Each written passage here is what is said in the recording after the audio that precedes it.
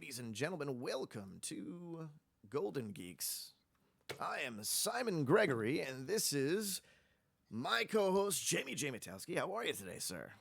Hello, hello. Welcome back. It's been a minute since we've spoken. It has been a minute. We've got some interesting things to talk about here. I'm kind of excited about some of what we're gonna put together here. Yeah, we're gonna get going today, baby.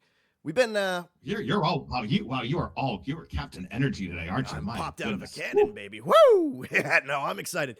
This is our first time live. Like, we have had the ability to make the show and put it on the YouTube, and get it on Spotify and those places, but we've never done something live.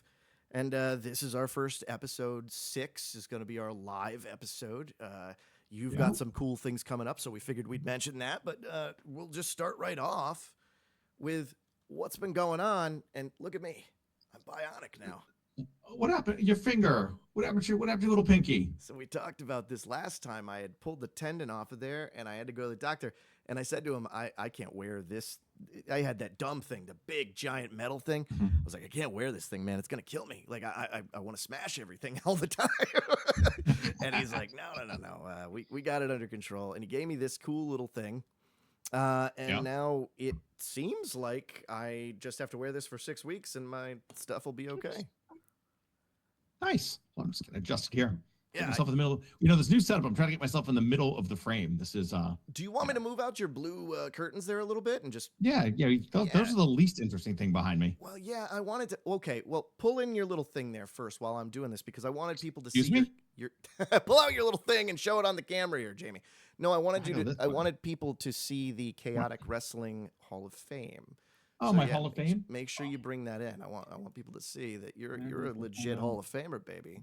I am a Hall of Famer. I talk about you as a Hall of Famer, but the reality is you are a legit one. Yeah, we got bat stuff. We've got bras. We got my Hall of Fame thing. We'll talk about the Chaotic Wrestling Hall of Fame in a minute. No, I'm coming while you do the adjustments. I'm coming off as I think I told you. I'm glad we actually were able to meet up today. I'm in like my 6 weeks of actual work. I'm actually working and doing stuff again. We just came off of, if my voice is raspy, I was back at a prop store this previous week. Okay. For their collectible posters auction. I was one of the 2 auctioneers. My cohort, Mark, he's a great auctioneer up here. I'm his official. I tell everybody when I'm on air that I'm the Jimmy Garoppolo to his Tom Brady. Okay. But I sub in for Mark, and we it was kind of fun. The way it works is when you're a live auctioneer, there's really nobody in the room, but people are bidding live online. And if you can picture it, just like I'm staring at you right now, I'm really staring at a big monitor, and it has all the information. It tells me about the item that we're auctioning. It tells me who the high bid. I know what bids are coming in. I can see if people are kind of hovering and still looking at it. And so I get a lot of information. And then I have people in the room telling me as bids are coming in. So the one that was crazy the other day, and I think I did 150 lots the other day. We went back and forth. Okay. So it was just a lot, even for me. God knows I can talk, but even for me, it's a lot of talking all at once, and it's kind of nonstop. We try to keep a good pace, but it's very much this pace of if we're selling, what do I have behind me? Batman Returns. We have the Batman Returns 1-sheet teaser. Opening bid start at 300. I've got 300. Who's going to give me 4? I've got 4. Looking for 5. And then sometimes I just find myself stalling. So sometimes it's just like, okay, we've got $1,000. Looking for 1,100. Who wants to give me 1,100? Usually Jamie will throw in a fun little joke at this point. Think about it, for a $1,200 bid. That's only $400 each for the bat, the cat, and the penguin. Who's going to give me 1,200? Now we got 1,200. And so you do that. And I find a lot of times with the online bidders, I joke about it when we're doing it. It's like they wait. Like, I'll get to the going once, going twice, fair and final last year, and there's our $1,300 bid. Folks, you didn't need to make me talk for a minute and a half just to put in your bid. You can do it early.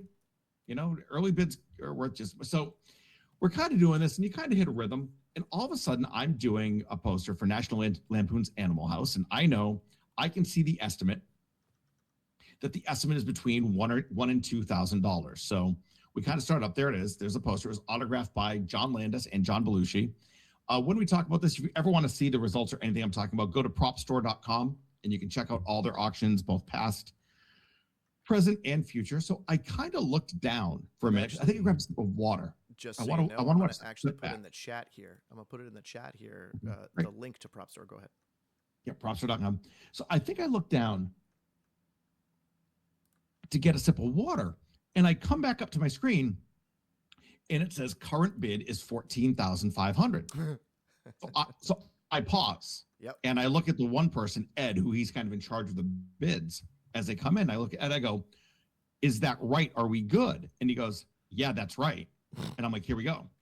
14,500. I've got 14,500. Who's going to give me 500? Because now it starts jumping up at higher at $1,000 increments. I'm like, who's going to give me 15? Who's going to be 15, 16, 17? Next thing you know, we're up around $42,000. And I'm like, this is crazy. 42, 45, 50, 55. The poster ended up selling for a total of $88,200. That's incredible. And what's crazy about this is, yeah, people always ask me, what do you think something's going to go for? Again, this one's estimate was between $1,000 and $2,000. Nobody thought that. And it went for $88,000. And again, I don't like to, toot my own horn, yank my own chain, but I will say that the three highest posters in this auction were auctioned off by yours truly. That was number one. We had a horror of Dracula, and funny story, it's alphabetical, so you can tell that these happen to fall to me. But we did horror of Dracula. Want to know something fun about Jamie? If you watch all the Prop Store videos, you know what word I cannot say? Horror. I sound like Benedict Cumberbatch trying to say penguin when I say horror. I cannot say the word horror properly. But we got a horror of Dracula. That one sold for $69,300. Okay. And then the Marx Brothers poster from Horse Feathers, 1932, sold for just over $61,000. So I may or may not have sent a screenshot to a bunch of the executives at Prop Store with a screenshot of those three together, saying you're welcome. But we'll see what happens. Somebody's going to Vegas on Jamie. Yeah, okay. So that's if my voice is raspy. That's why I'm still just coming off of that. Yeah. And then tomorrow, I go to, where am I going tomorrow? I go to the Mayborn Hotel in Beverly Hills. Not just because I'm Jamie. That's not where I go on Wednesdays. Well, it is, but I'm going there tomorrow because Prop Store is doing a VIP event at the Mayborn Hotel, previewing their upcoming event, entertainment memorabilia live auction, which happens at the end of this month. I believe it's the 26th through the 25th through the 28th, 25th through 27th of March. This is one of their two big ones of the year. This is where they get all the cool stuff, the real high-end stuff, where it's from multiple consigners, and they've announced it, so I can officially talk about what's in it now. Coolest things in it. Number 1 and 2 are probably, they have the screen-matched rod and reel, as well as the harpoon gun from 1977's Jaws. Oh, my God. Those are pretty cool. Yeah, that's really cool. Yeah. Those are estimated, the harpoon guns estimated between $250,000 and $500,000. The rod and reel is $75,000 to $150,000. Wow. So that's that one. I know they have C3, another light up C3PO head, but we've seen C3PO before. A cool one is that I kind of like. I don't know, you might not know this. I'm actually a big Pirates of the Caribbean mark. We have Captain Jack Sparrow's hero screen and photo matched.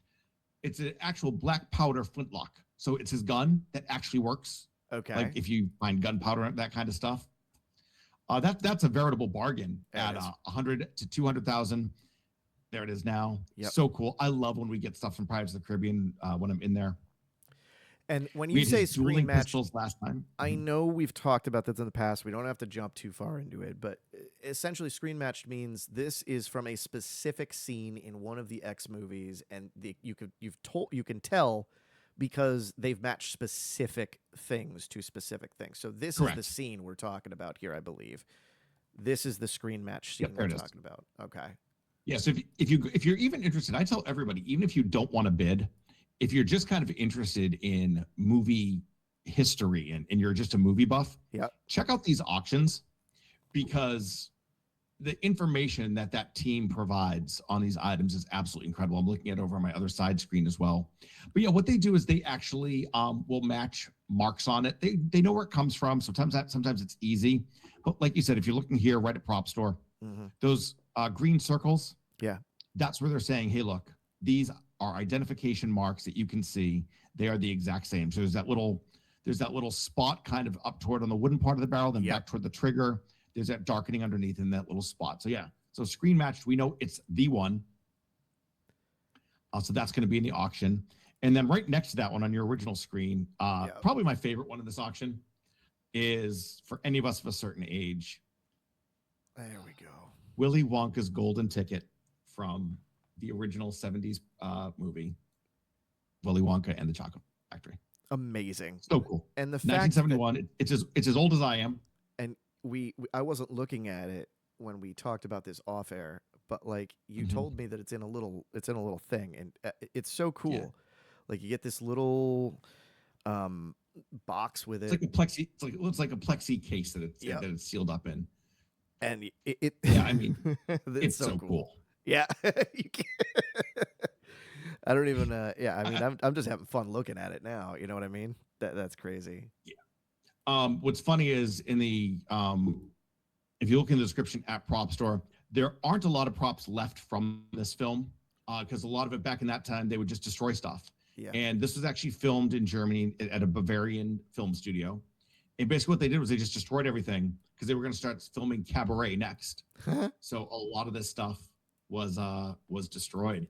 That's why you don't see a lot of stuff coming out from the original Willy Wonka. We can talk about that in another episode. We can go deeper into why you don't see as many props from older films, because either they were recycled, or destroyed or thrown out. Yeah. So, but this one's really cool.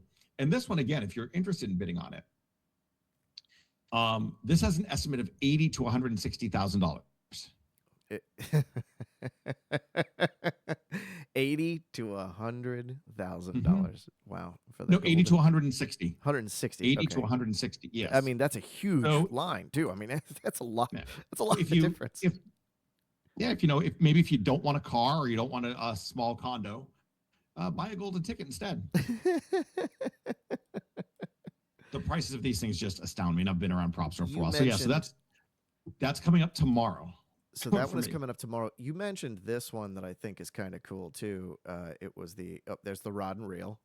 Yeah, there's the rod and reel. And you said that this was screen matched as well? Yep. The pictures are probably going to be right below that as well, where they can tell. Yep. That's actually, if you stop there, that's where we can tell. It's by that writing. It's also by that little, by that wrap, that fabric wrap, or that little twine wrap. No shit. There's also so cool. Screen match on that. Yeah. Yeah. That's so funny. Team does an incredible job of screen matching this stuff. You know, some of the high end stuff. Their COO Brandon Allinger. When it comes to props, the man really is a genius. The way he just, some of us are good at some things. Brandon is just amazing at, recognizing, valuing, and doing this kind of stuff with props. His mind is like a living encyclopedia of this stuff. So I'm curious. This is the one that I was interested in, and I put it up. It's the Black Panther stunt helmet. Now, the reason why I was interested in this one was, simply put, like, it doesn't look like it would fit on a head, but it does say stunt helmet. So how does that work? What do you mean by that? Is all of this extra, like the neck and the bust that they put in there, did they add that to it, and the helmet itself is for, use, or? No. So what it is for every film, you have different types of props. So we've talked about before, there are hero props, right? Hero prop, that is the one. We just talked about the Johnny Depp, right? That's a hero prop held by Johnny Depp, screen matched. We know that's what it is. It is the number one prop from the movie. Okay. So I'm sure there is a hero Black Panther helmet somewhere. Now, however, when, Chadwick Boseman or his stunt double has to do scenes, they need stunt helmets. Okay. So this is just a different helmet that was used in different scenes. So this is a stunt helmet. And what makes this one, this is film used. Yeah. You can actually see this is film used. Look at it. It has some cracking on the cheeks. Yep. I'm going to turn it around here. I'm looking at the back, but yeah. Okay. I see what you're saying. Cracking on the cheeks. There's a back plate that says D-1 and stunt on the interior. What makes this one extra unique is it actually is on a life cast of the late Chadwick Boseman. So what they do is for the actors is they make a life cast. So when they have to fit all these and they create them, they use the life cast to make sure. And there it is. That's what that is. is. Yeah. Oh, that's cool as hell. So this is actually Chadwick Boseman's face. Correct. This is Chadwick Boseman's life cast that they use to make sure the helmets fit. Yeah. And this is one of the stunt helmets that we used, that was film used in the production. There's the back, and that's how you put it on. That's so freaking cool. And it's got damage on it. So, is that added for effect, or is that it hit the ground? That could be just how it's made in the back. Remember, whenever you look at something like this, if you go back, it looks like that might be where the back piece attaches. Yep. So that part would not be seen. Yeah, right here. But when I was looking at it, so this is the one used in the car scene. I just saw the scene now. It's the car scene. But if you look at the top of the ears, chipped. Yeah. And that's probably because of use. That's not because of anything else. Right. I mean, that's cracked there. That's chipped there. That's cool. Like, to me, that's a really cool piece because it tells me that he probably fell off this car once or twice. Right? I mean, that's a cool ass idea. See right here. That's something that's kick ass. Yeah. I mean, remember, most props you see aren't going to look pristine, especially if it's a stunt or a hero. You know, they get used, they get moved around. They get used repeatedly. How many times do you shoot any one scene? Multiple times. This stuff gets used. So 9 times out of 10, when you see a hero or a stunt prop, it's going to look a little banged up. Yeah. And again, sometimes it's intentional. Sometimes they're purposely distressed. And when you look at a props or description, sometimes it'll say it was distressed for the film. Okay. So it was used for that. They made it like that. I'm just looking at the CP3. Yeah. You mentioned the CP301, so I'm looking at that. They even got Wilson. And it is kind of funny. I will say, I've said this before, that when you work there, you start to get a little biased. I'm not going to lie. I've seen a few Wilsons come across before. Okay. I've held many a Wilson. What else on their top page? Batman cowls. For me, as a big Batman fan that we all see. I've seen grapple guns. I've seen cowls. Terminator costumes.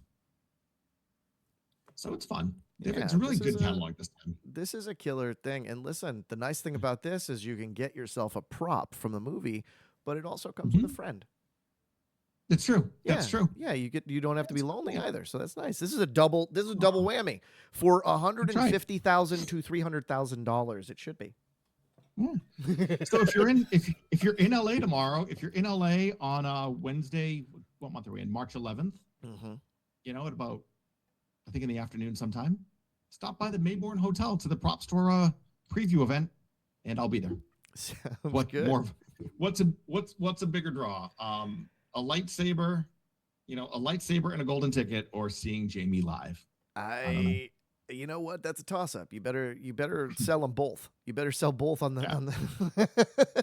I mean, there's so many cool things here, guys. Go check them out. Worst case scenario, you can just see and learn. Like Jamie's talking about. Honestly, I've been to a couple of auctions, and I was absolutely just blown away by how much information you get.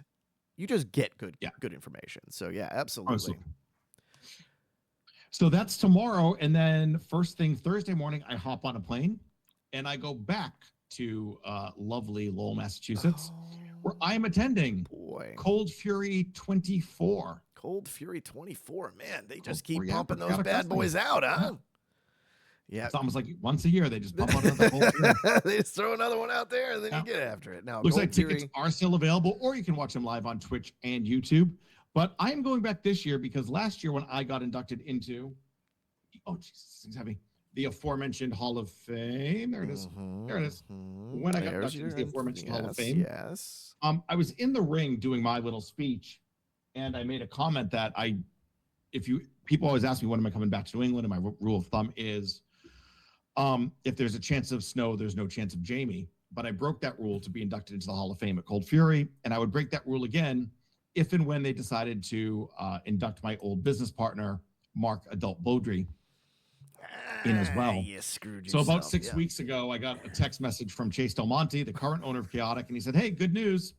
We're adult, as well as referee extraordinaire Michael Crockett. He said, "Do you want to come back?" I said, "Of course." I said it in front of 500 people. I pretty much have to. Yeah. So coming back, going to be back there for Cold Fury. It's so funny. I was talking to somebody there today, and New England's having like a heat wave. It's like 75 degrees and sunny there. Woohoo! And when I go back, my warmest day, it looks like it's going to be a high of 42 with a wintry mix. So that'll be fun. But this starts the Jamie tour. You're going to be there on Friday night. Now, first of all, the Jamie tour started at Prop Store. I was at Prop Store last week doing their collectible posters auction. I'm in Beverly Hills tomorrow night. Then I'm off to Massachusetts to do Cold Fury on Friday, the whatever night that is. We're doing a little chaotic reunion dinner on Saturday night. Then I get back to California. I have a couple of days off, and then I go right into Prop Store's entertainment memorabilia live auction at the Peterson Auto Museum to close out the month. You are just burning it on both ends, buddy. I am. This is good. I mean, it's tough. It's tough being me. We say this all the time. Yeah. Tough. Yeah. Really tough. Yeah, I wish I had that So button now- ready to go, but I don't think they're going to. It's okay. So, you know what? We can watch our clips on social. We'll edit and post. we'll add it and post. My favorite quote ever. Nothing. But no, you and I talked about this, and I'm hoping you've prepared. Go ahead. Yep. I'm hoping you've prepared. So, Because I said, look, since I'm going back for chaotic wrestling, I have a little game we can play because I live for these things. So it's Hall of Fame, and we both started just kind of, talking story about our history with chaotic wrestling.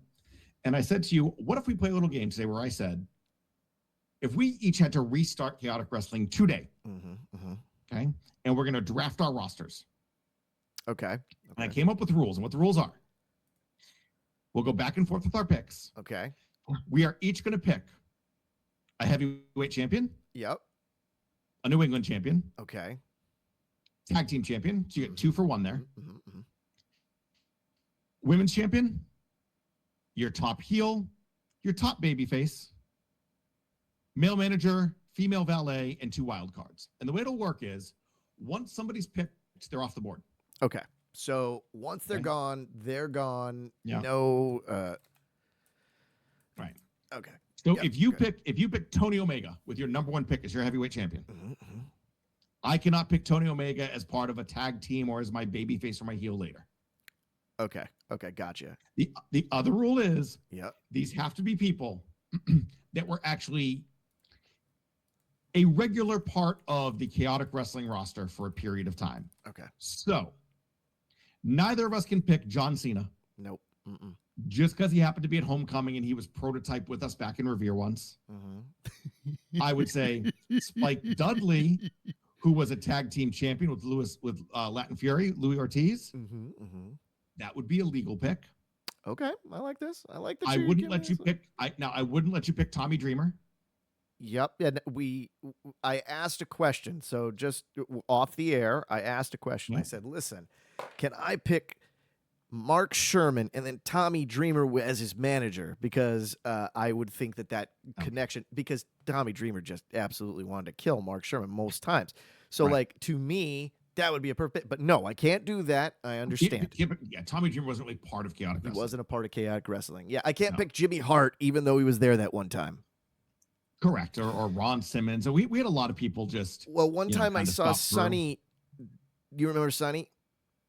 Oh, yeah. I remember Sonny. One time I saw Sonny do some really odd things in the locker room. Is that okay to talk about or no? That's a completely episode all on its own. But if I was thinking about bringing her in if she was going to raise the morale of my roster. Actually, today's Sonny. No, I can't do that. I can't bring in today's Sonny. You're right. All right. That's a story for another day. Yeah. The Sonny show. That was an adventure. That one, if we haven't talked about it already. We have not. So that's fun. Again, so I know we've prepped a little bit. You get the option, and I think we did a coin flip. Using a golden coin, and you won the coin flip, so you get to pick first. Okay. So, what is my first choice? What do I have to pick first? Who's heavyweight champion? Heavyweight champion. You start with your heavyweight champion. If I'm gonna pick a heavyweight champion, and this to me seems like I feel like I'm stealing from you right now because I get to go first and I get to choose. And I went through the roster, and for some reason, He ain't there. Funny. I don't know why he's not on the current roster, so I decided to bring him in. Warbeard, Ivar, WWE's War Raider, Handsome Johnny. That would be my champion. I had a real strong feeling he was going to be off the board very quickly.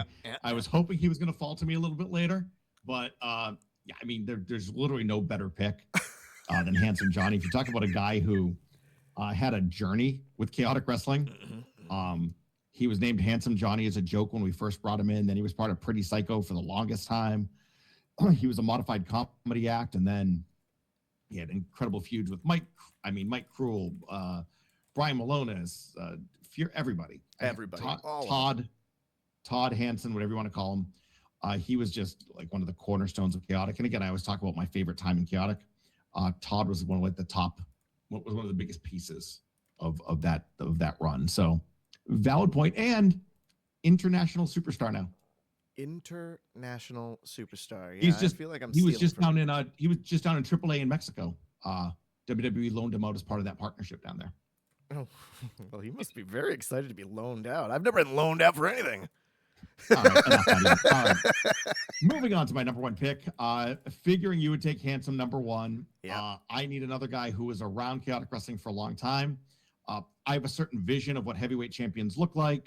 I always prefer a heel heavyweight champion because I always think it's more interesting to have a baby face chase them. So my number one pick is probably one of the longest tenured guys in chaotic wrestling, the Kingpin, Brian Malonis. Oh, that's where. Okay, so here we go. The Kingpin, Brian Malonis. I did see that. I did see Ivar. Okay, there we go. Yeah, Kingpin, Brian Malonis. Yeah. Listen, you cannot. Well, look at that baby. Look at that baby young, face I brought in. Yep. Fresh. Look at him. Wow. That's the guy right there. You can't.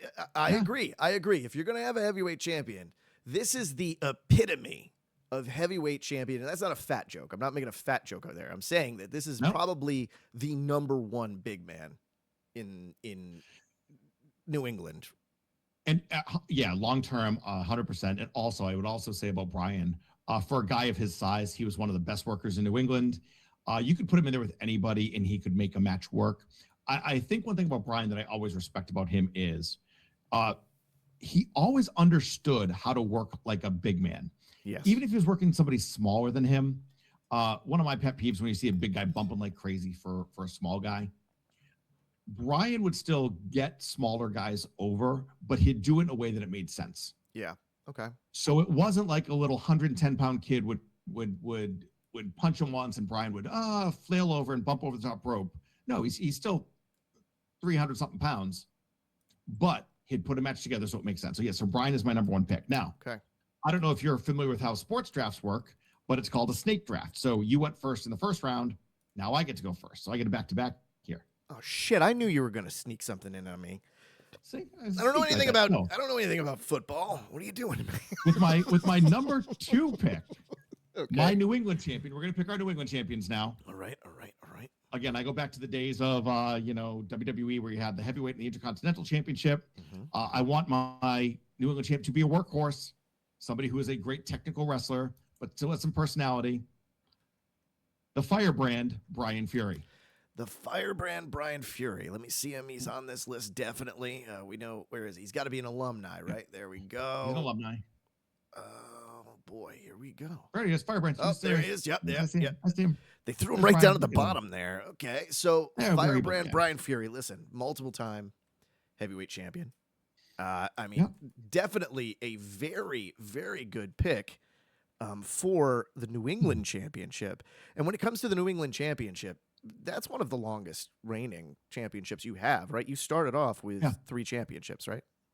Yep. Heavyweight, New England, and other ones. And tag. Would be the longest and over there. Other ones. Okay. Yeah. So definitely a good choice. We had the lightweight title.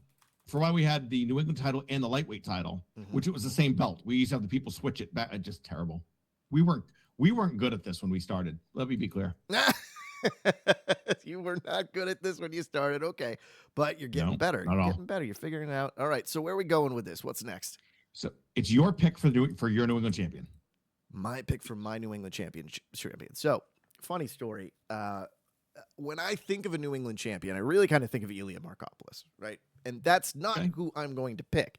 But I wanted to put that out there because...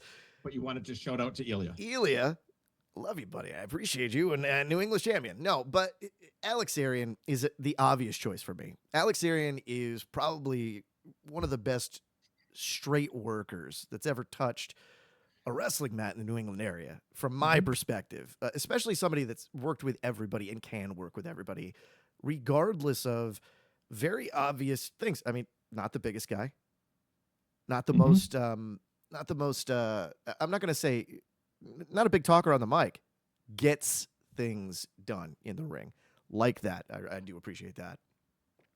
My reaction, what you're seeing in my face is, I'm wondering how we're in round 2. And I'm already tiring of you sniping guys off of my list from later. So you're thinking of taking these guys a little bit later in. I had a couple of I had a couple of thoughts. I'll be honest. I'm now re-questioning how much I believed you had knowledge of chaotic wrestling. No, because you're digging deeper than I thought you were going to. No, Alex Arian, by far one of my favorite people on the roster. Again. One day on this show, we'll do a chaotic story time with Jamie, because I just have amazing stories about Alex. He was the one guy where I was talking to Chase Del Monte about this recently. Alex Arian is a guy who, if you meet somebody in the wrestling business who says they don't like or they have a problem with Alex Arian, they're the problem. Because nobody in this world has a problem with Alex Arian, whether it's personally or professionally. Yeah. Right. No, I get you. I appreciate So your roster's starting to fill itself out. Now you get to pick your tag team. Okay. And I'm pretty comfortable. I know where you're going, so I have my pick ready. I think you're going to be surprised at my tag team.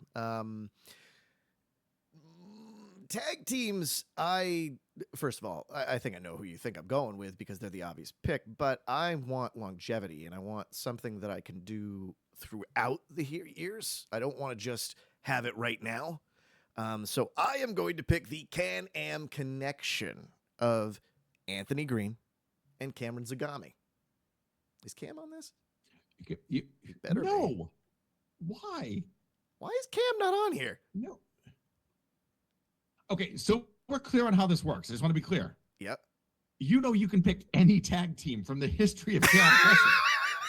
Yeah. No, I can't. I could have picked Team Friendship. Like, so I was close to picking Team Friendship. There's Team Friendship. There's the Blowout Boys. There's the Heavyweights. Yep. There's Rick Fuller and Fred Sampson. There's Nice and Slow, Mike Nice and Nice and Slow. There's 12 pack, John Walters, and there's the One Night Stand, Aaron Stevens, Eddie G. You know you could pick any of those. Yeah, I'm picking Cameron Zagami. No, let me go back. I'm picking Cameron Zagami and Anthony Green, the Cam-Man connection. Both young. I have a lot of love. For those two guys. When I look at a tag team, what I look at is people that you want to see as your heavyweight champion in the future. And these guys are young.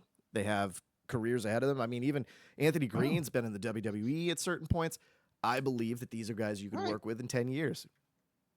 These are your foundation guys. Well, this is like, I feel like this is Brady falling to the Patriots at 199. I mean, clearly I'm picking Brian and Matt, the Logan brothers. Yeah, I figured you'd do that. In the history of chaotic wrestling, biggest baby faces of all time, incredible heels. You get Nick Logan thrown in as a bonus. I think you get all the Logan cousins. You get Uncle Jack Logan. You get all the Logans. I didn't know you got all the. I would. Okay, well now you screwed me. Now you did screw me because I didn't know that you could get all 1,800 Logans. You basically get the entire city of Lowell. You get the entire city of Lowell for one when choice. You pick the Logan brothers. Okay. Yeah. All right. Now the only problem so far, and I need to start being careful, is I'm looking at my roster. I've got Brian Malonis, Brian Fury, Brian Logan. You're 75% Brian. I got a lot of Brians. Yeah, you're 75% Brian. You know, if you go into Lowell, you could probably just ask anyone on the street if they're a Logan, and they are for the most part, right? That literally happened to me. It was one night we had done a show in Lowell, and for all the years we were in Lowell, I literally knew how to get to like 3 places in Lowell. It was the PAV, it was Spinner Stadium, I forget what the hell that was called, and it was City Hall, because that's where I had to go to get our license once a year. Okay. And this is before the days of like, Waze or Google Maps on your phone or that kind of stuff. So I think I might still have like the nav thing in my car. But bottom line, long story short, I am lost in Lowell. And it was like a summery night. So my windows are down and I was still wearing my Chaotic Wrestling polo. And as I pull up to the light, like a group of teens pull up next to me, and there were kind of 2 girls in the front and some kids in the back. And one of them says, "Hey, are you with Chaotic Wrestling?" Because they saw my shirt. I'm like, "Yeah, why?" They're like, "Oh, Brian and Matt Logan are my cousin." Yeah, Brian, Matt Logan are my cousins. I'm like, seriously, like literally, I'm at a stoplight at 2 a.m. in Lowell, and I meet a Logan cousin in the random car next to me. That's ridiculous. Yeah, you can just pull up in any corner and there's at least one Logan, if not 4. All right. So I feel like we're on a good spot here. I feel so now like I get to pick my women's champion. Though. Yep. All right, so I get to pick my women's champion. Again, this is probably going to be a layup to anybody who knows the history of Chaotic Wrestling. There is one woman who stood above all, who went on to international success. She was got signed to a national contract, appeared on people's TV literally every week in New England. She was considered one of the best workers of all time. That's why I am picking Nikki Rocks. Nikki Rocks. Probably my favorite, Nikki Rocks. Okay, when you go back, you got to tell them, well, wait a minute, alumni. If Nikki Rocks ain't on here, Nikki might not even be here. Nikki's not on there. So Nikki Rocks. Nikki trained at Kowalski's, and then she went on to WFA, and then when the big WFA infusion came to Chaotic, there she is. There's Nick. There's Nikki Rocks. But she was in TNA. What was her name there? She was with the Voodoo Kin Mafia. She was a voodoo chick. There she is. Yeah. In TNA. There she is. But I will tell you, Nikki was probably one of the most solid workers in New England. Also one of the nicest people. Roxy Laveau, that's what it was. I saw it come up on the screen for a second. By far one of the nicest women you've ever met. Great worker. Loved when she came to Chaotic. And the great thing about her was, back in the day, there were times in the wrestling ring, we had, I guess you'd call them enforcers, where sometimes if you had somebody who was a little green or a little bit of a rookie who perhaps wasn't listening very well in the ring, you had certain people you could put in the ring with them who would make sure that they would listen. They did what they're supposed and to pay do. attention. And on my women's roster, Nikki was that person. Okay. So okay. Nikki Rocks is my pick as my women's an amazing pick. Oddly enough, did not go that way. I wish I had actually thought of Nikki Rocks because she is such a fantastic worker. I'm just looking here. I put up some stuff here, but the reality is there's too many commercials to do it, so forget it. I am going to go with somebody a little bit different here, and I'm probably going to go with somebody even that you wouldn't expect. I am going with probably, in my opinion, one of the best female workers today, Davey Ann. Okay. You didn't take the low-hanging fruit again. I didn't. I've seen what the low-hanging fruit produces. Wow. There's a couple of people. There's a couple of people that I could have chose. You know what? When it comes right down to it, Mercedes is obviously Sasha Banks. Mercedes obviously the choice, but the reality is, I'm looking at kind of what somebody that Davey Ann is all around what I see. I like, and she's also grown tremendously over the course of the last, I would say, 10 years. Not in just in not only her ring ability, but in being a veteran. She's become a veteran in this industry, and it's weird to think of her that way because I remember her being a 16-year-old kid, right? Oh yeah, absolutely. I could never say a bad thing about Davey.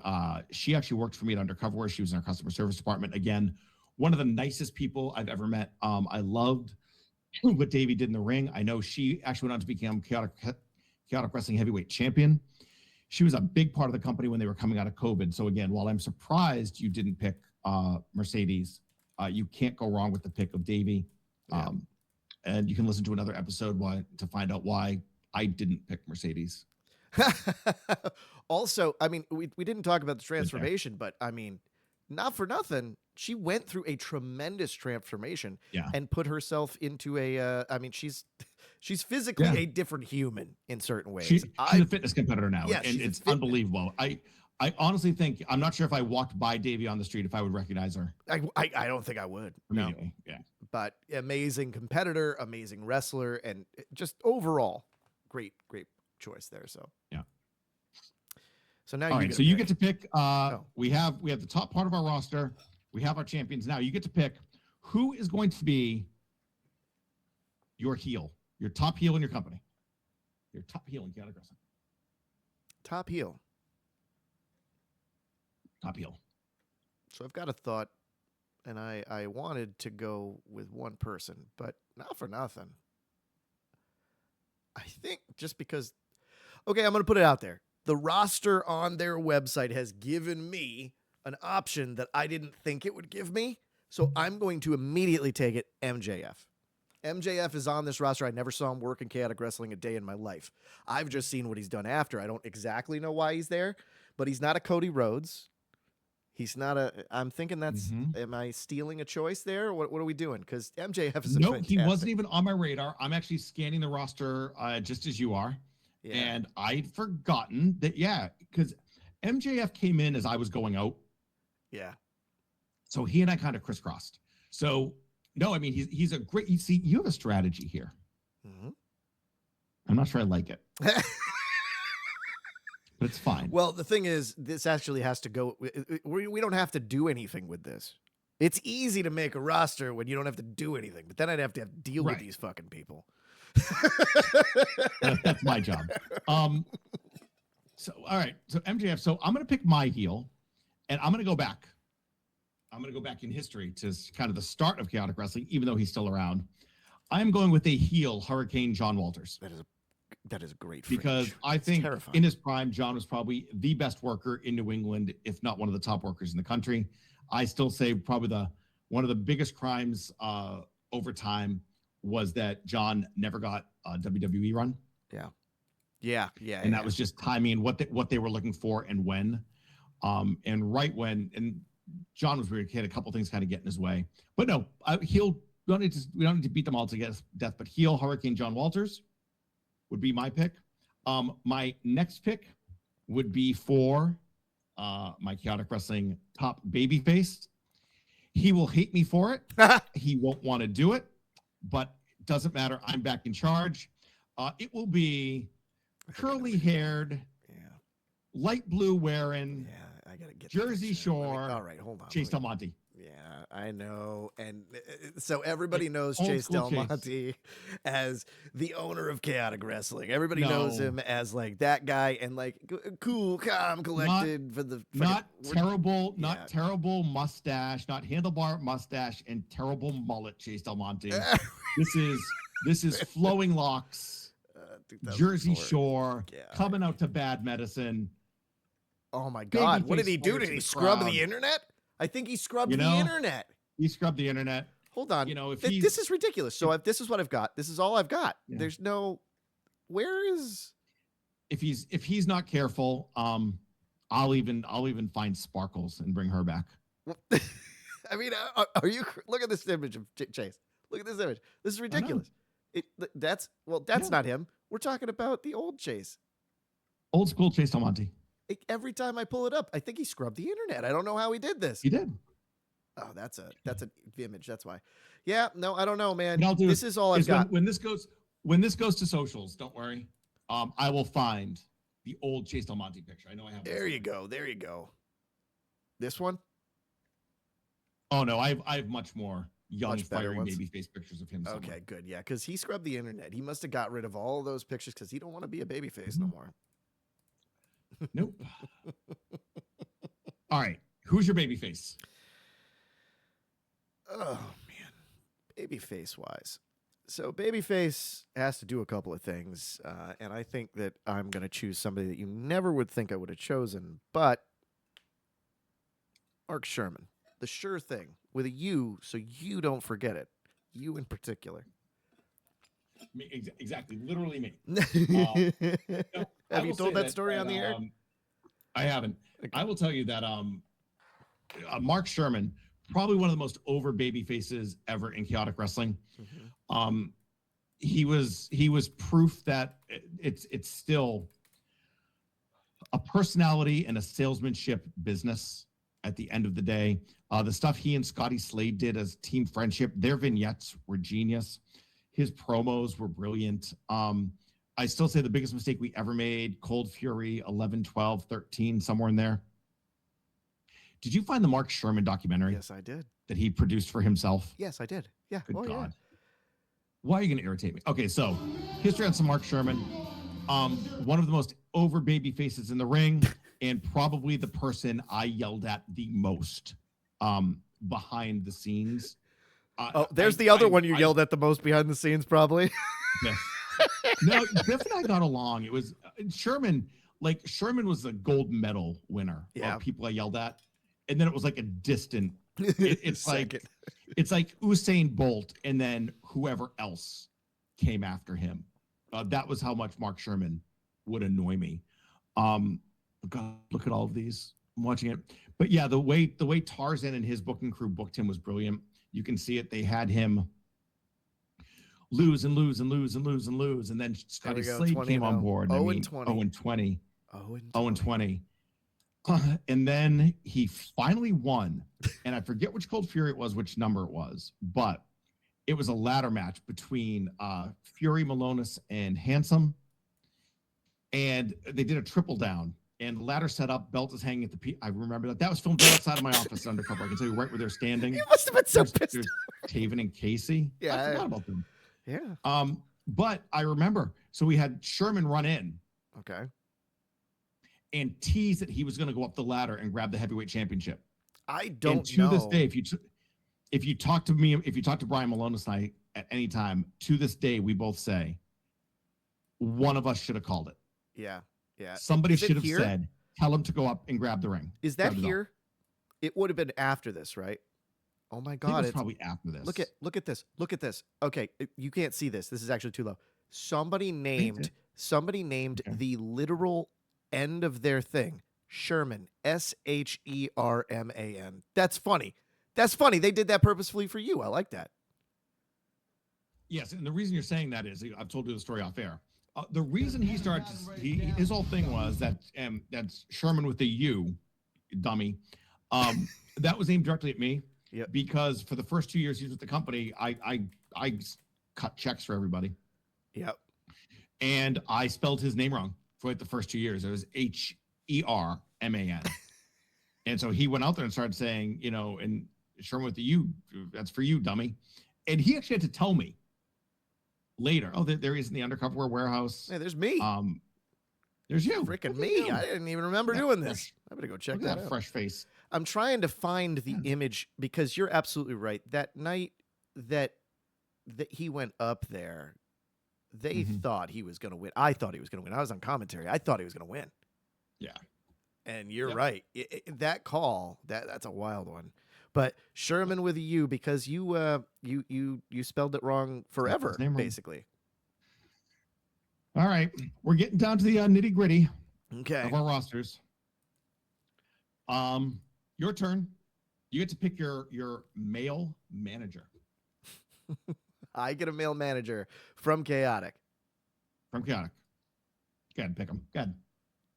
I'm obviously because if you don't pick him and you give me him and the Logans, I'm not giving you. Yeah, I'm not giving you that. But also, obviously, I am going to pick Sean Gorman. Sean Gorman, probably the greatest manager, not only in Chaotic history, but kind of in New England wrestling history, in my opinion. That guy, he has been one of the best forever, and he may have left, but he's still, he put Damage on there. This is him with Sean. Man, talk about making somebody look good. So, Sean, there we go. Boom. Yep, there's my heavyweight champion. Just massacring people. Sean Gorman. Yeah, Sean Gorman was great on the mic, and if you know Sean, he's like that in real life too. but what's great about Sean is I remember when Sean first came to the company. If you read his book, what is it? We're All Strangers Now. Oh, hold on, I'm looking it up right now because it's a great book and I want to get it right. Sean Gorman book. Books about Until We're Strangers Again. Yeah. I'm not going to tell the story, but find Sean Gorman's book. It's on Amazon. It's called Until We're Strangers Again. He tells a great story about how he and I first met at the CTC, what he thought of me, how he read me. And I remember calling him after I read it and saying, Sean, nobody has nailed me so perfectly in a book as you did. He did an amazing job. And I remember right when he first came on board, we used to do free autographs, and I was going to send him and Fury out to do autographs. And Sean refused. I'm like, what the F? You can't refuse me. I'm me. And he's like, no. He said, I'm a heel. I'm not going to go sign autographs for these pictures. And we got into a debate. And I was finally like, fine, fucking Ilya, go out there. You know, Ilya and Psycho, go out there. Ilya and somebody, two baby faces, go out there. But he won. He won.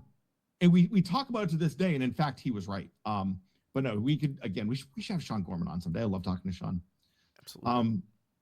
So my mail manager, again, I keep going deeper. Because I figure so far I've got a pretty cool roster. It's all people I trust.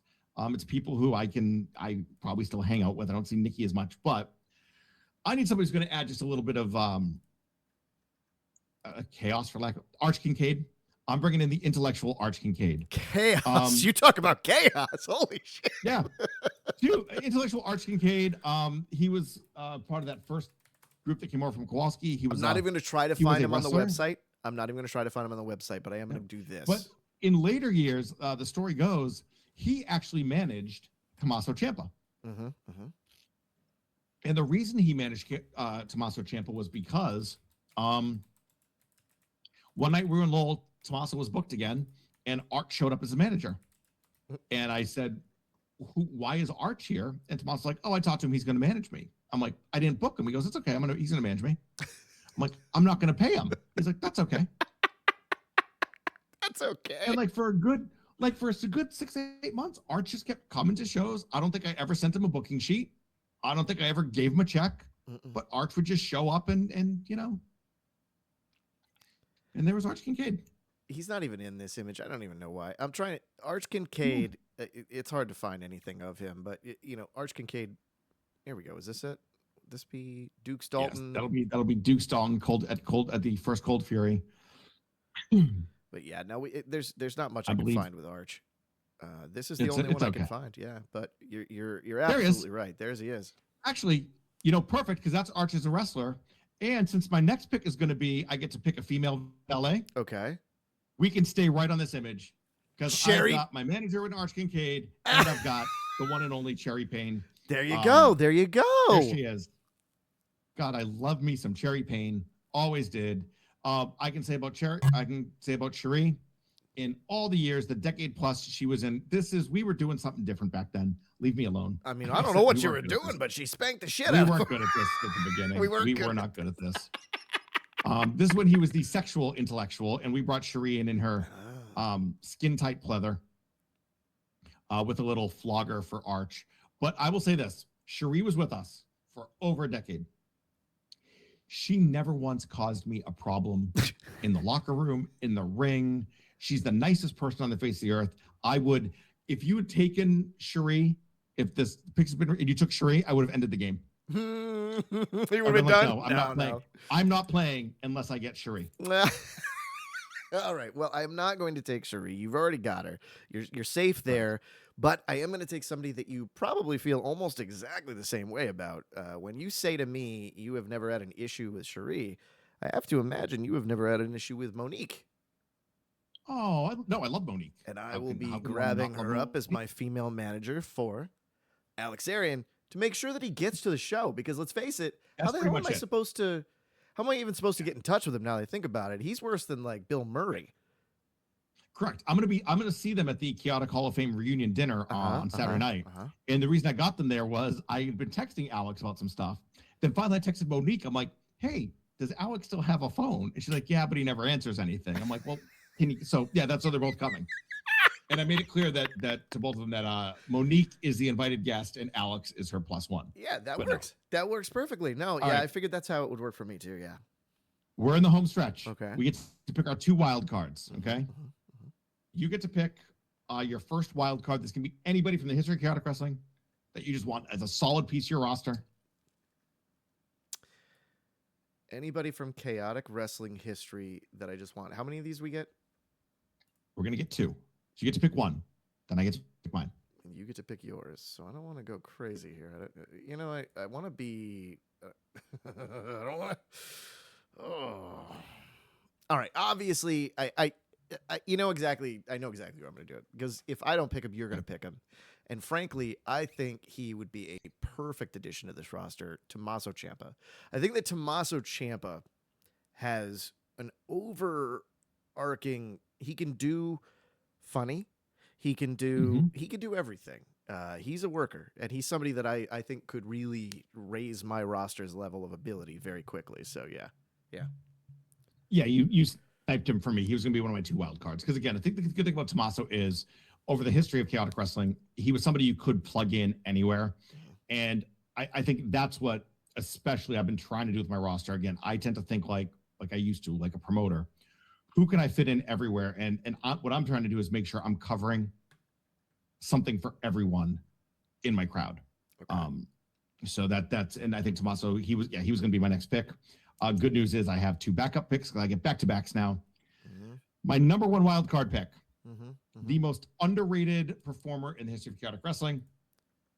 We could have put the belt on him at any time and it would have made sense. Okay. And the fans would have accepted it. He held tag titles, New England titles. I don't actually think he's on the page because I've been scanning here looking in the background. Okay. He's not even on the page. Handsome Johnny's former tag team partner, Psycho. Oh, it's pretty Psycho. Psycho was amazing. Again, nicest guy. He trained. Nobody ever thinks back and says Psycho, oh wow, he was the best wrestler.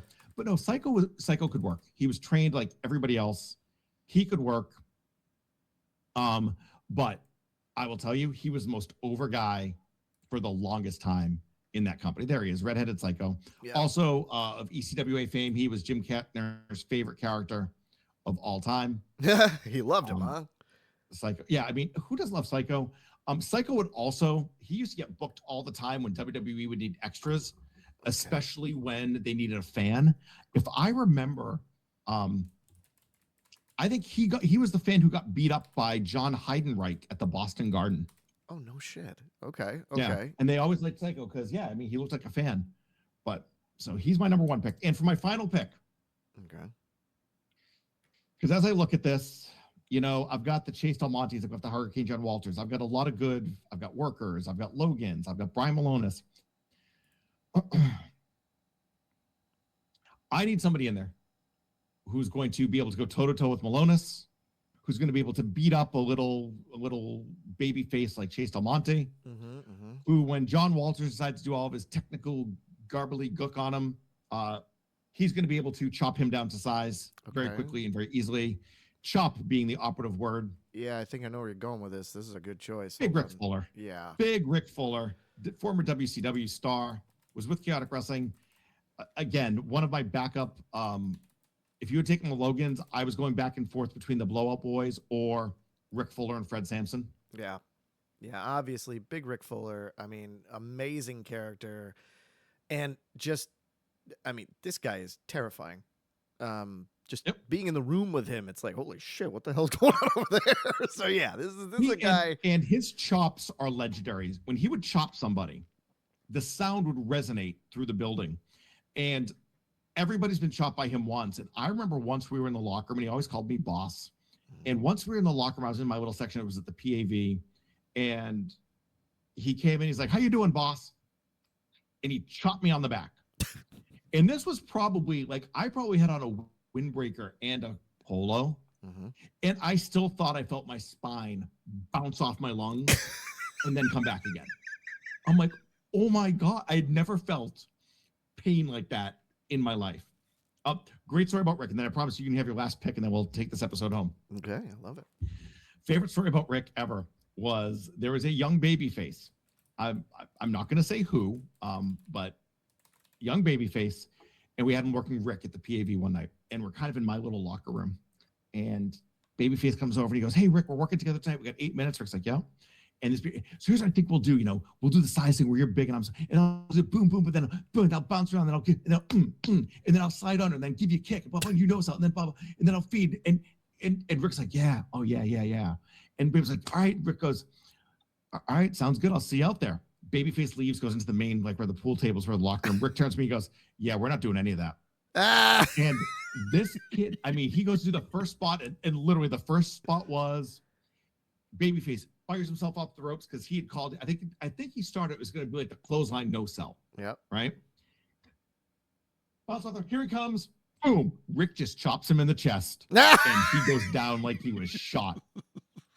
And then the entire match was basically just go to the corner, chop, chop, chop, go to the other corner, chop, chop, chop. Oh yeah, it was incredible to watch. He thought he was gonna have himself but I can see it like it was great. Yesterday. Him just like, he goes, "Yeah, we're not doing any of that shit." So Rick Fuller, fantastic choice. Would never have picked him in a million years, wouldn't even have thought about it. So you really stole one from me there. On the other side of that, I think I'm somehow stealing one from you, and I'm fascinated that we got this far. And you have not picked probably the greatest ever to come out of Chaotic Wrestling, Kofi Kingston. Oh, son of a bitch. How did you forget Kofi Kingston? He left you like years ago. I mean, this guy. It's been a long time. He's been gone 18 years. No, you're right. I don't remember Tuesday. And frankly, Kofi was only with you for a couple of years, but what an amazing trainee, I bet, right? No, I'm kind of an idiot. I'm going to admit on this one, I'm kind of an idiot. I kept waiting for it, and it didn't come. Yeah, I may have taken too big of a nostalgia pill before I did my draft. I have half the Raw roster. Should have been on my list. Well, I have half the Raw roster, and you have like Psycho. And I'm not saying there's anything wrong with Psycho, but you get what I'm saying, right? Like, yeah, I definitely did not focus in on folks who are on national TV every week now. Well, I mean, it's easier for me, you know what I mean? You see it from there. But listen, Kofi Kingston. I mean, tell me about Kofi as somebody that started with you guys. Like I mean, talk to anybody. Look, I'll compare and contrast. Anybody who tells you that the day Mercedes walked in, they knew she was going to be a star, they're a liar. Look, kudos to her on what she achieved, and she did work hard to get where she is and everything she's done. Not taking anything away from her, but if anybody says to you, "Oh, I knew the day she walked in, you're a liar." Flip side, the day Kofi walked in, we started the countdown clock to when does he get signed. Really? He was just ridiculously athletic, ridiculously charismatic. It was just it was not a matter of if, it was a matter of when. When were they going to see him, and when were they going to take him away? I'm curious, how old, if you don't, I mean, I have no idea how old Kofi is just because he looks timeless for the most part. He's the same age. But how old was he when he joined in with you guys? Do you have any idea? Was he in his teens, his 20s? No, early 20s, like maybe 22, 23. Amazing. Because he had graduated from college, and he and my wife actually worked at, I think it was Staples Corporate together. Yes, that's what I was going with. Like, he is a story of somebody who was working a normal fucking job, like somebody that was just working a normal job at Staples. This is somebody that when I tell my wife, who used to work at like Costco, who worked at places like retailers, everybody talks about, well, in the New England area, Kofi worked for Staples. Like, you never think about that, but that's crazy. And again, credit to Todd Sinclair. He wrote Kofi's character. They took Kofi and his character originally just straight from, his name with us was Kofi Nahaje Kingston. Really? Yeah, and they took Kofi Kingston. They kept him with the Jamaican accent for a little while. My favorite thing is that they keep showing it in his little entrance video, but his double leg drop. Yes. He stole that from Craig Stratton. Really? Who was just like a nameless, chaotic guy that nobody else would know besides you and me, maybe. But yeah, he stole that from him. Huh. 100%. He stole the double leg drop. That's great. So, yeah. I mean, I feel like we did a good job here. I feel like even though you missed a couple, the reality is we have really touched on quite a few. If I'm going to be honest with you, though, there are some people that even though... We left off so many. Well, there's some people that even though we have not talked about them, and maybe they wouldn't make a roster like this, I want to talk about Biff Busick. Biff Busick, right? I mean, this is a guy where we can talk stories upon stories of Biff. He was a wild man sometimes. Yeah. There are so many we left off. Again, we had to keep this, in the realm of, but like, as I go through, whether we talk women wrestlers or women managers, the fact that Alicia Edwards isn't on here. Yep. Again, one of my all-time favorite people in the company, part of Team Crowbar. If you're from a different part of the country and you ever want to hear what a Boston accent sounds like, find Alicia Edwards. Christian Casanova. Yep. Again, Carmelo Hayes now. Donovan Dijak. Cody, I thought about Cody Rhodes, but I thought that would have been borderline. Would I have allowed it, even for myself? You know who I'm disappointed that I didn't choose, and now I'm thinking about it. I'm looking at Alex Arian, and I was talking about Ilya, but Julian Starr was an absolute. He should have been on that list. Yeah, now that I think about it, Julian Starr with the suicide freaking backwards just trust fall. I mean, that thing scared the shit out of me 100 times. There's so many people that could have been on the list that didn't quite make it, but yeah. Yeah, I can't wait for the texts when this episode comes out, because I know I'm going to hear, really, you picked Arch Kincaid and Psycho, and not me. But what I'll do is I'll make sure I get all. I'll get our list up on socials, and people can tell us, who won, whose show they would go see. I think I know the answer, but that's okay. Okay. I never said I was good at this. You know what? I just did it for a long time. I never said I was any good at it. So, speaking of which, we should wrap up because I have to go pack to go to Cold Fury. Yep. Go and my problem is I've got to bring lots of clothes because it's going to be so freaking cold there again. So before we move on, though, let's wrap this up. Cold Fury coming Friday. Right now you're seeing Chaotic Wrestling. If you go over to the YouTube, this is chaoticwrestling.com. But if you go over to the YouTube, you see all this stuff too. Coming on Friday, give the pitch for it. Got the Hall of Fame, everything. So, God, I haven't promoted. Really, you're gonna hot shot that on me? Like I still promote things? Hold on, wait. Let me do this properly. Yeah. Well, listen. If you're watching this or you're seeing us on our socials, go to Lowell, Massachusetts this Friday, March 13th, to watch Cold Fury 24 in, like I said, Lowell, Massachusetts, at the Collegiate Charter School of Lowell. That's where it was last year. It's a great venue. There are still plenty of tickets available. So first and second row are sold out, but general admission is still available for only $20, I guarantee. Chaotic Wrestling show, no matter when you go see it, will be a night full of entertainment. There's an incredible 4-man match for the heavyweight title, as well as the ending of the tag team tournament to crown new tag team champions. Mark Adult Beaudry and Michael Crockett will be getting inducted into the Hall of Fame. And the one thing about Chaotic Wrestling's Cold Fury is you never know who's going to show up. Yes. So go to chaoticwrestling.com and get your tickets today. Get your tickets now. Go on over there, check it out. Also, if you're on here and you can't get to Lowell, go to Twitch, go to TikTok, or go to the. They're going to be posting these places. They're going to be on the YouTube. They're going to be on the Twitch. So definitely find a way to get it. I don't think it's expensive at all. I will tell you this: if you are going to see independent wrestling, and I'm going to put this out there, this is the top independent wrestling you can see. You don't go see this. This is not the kind of place where you're going to go there. You're going to slip on some beer and fall in the middle of the day, and people are farting in the front row. I'm talking about this is legitimate pro wrestlers who are working. The majority of these people end up moving up into other areas of pro wrestling. So this is not just your average bullcrap. This is the top end of the independent scene. You got ROH. In my opinion, you got ROH.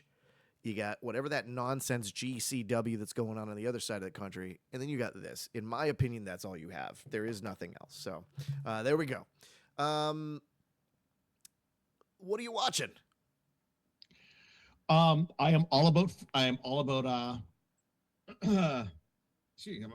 Food Network shows right now. We are watching Tournament of Champions. Top Chef is about to start. I'm all about the cooking shows. You know what we did literally just finished last night is we watched on Peacock The Burbs. Oh, I'm 2 episodes in. It's so good. It is. It's a very interesting show. If you're only 2 in, we'll save it. But I'm watching that. We just finished. We binged it in like 3 nights. It's a fun little show. It's in the spirit of like Only Murders in the Building. It's kind of in that vibe. So if you like those, check out The Burbs. The Burbs, very funny. We're on episode 2, and the second episode got me. Secret in the freezer, really. Yes, That was very funny. So yeah, I'm very excited about the Burbs. I am also, I have just started House of Villains season 3.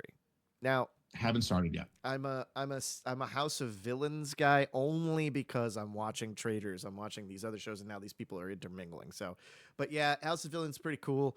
And then we just finished up. Oh, I'm sorry, Man on the Inside. We are very happy with Man on the Inside. That is a suggestion you gave me, and it is great show. Hit. So yeah, I love season 2. Season 2 is a great season of TV, especially if you like Ted Danson. Yes. So that's where we're at over here. Man, I'm excited. This is the first live episode. I like the way everything looks here, and I feel like we got more stuff we can do here too. So this is cool. I like this setup a lot. I'm excited. We'll be right. back for episode 7 whenever the fair winds blow me back into the studio, I guess. All right. We'll see you then. Hold on for a second. I'm just going to shut it down.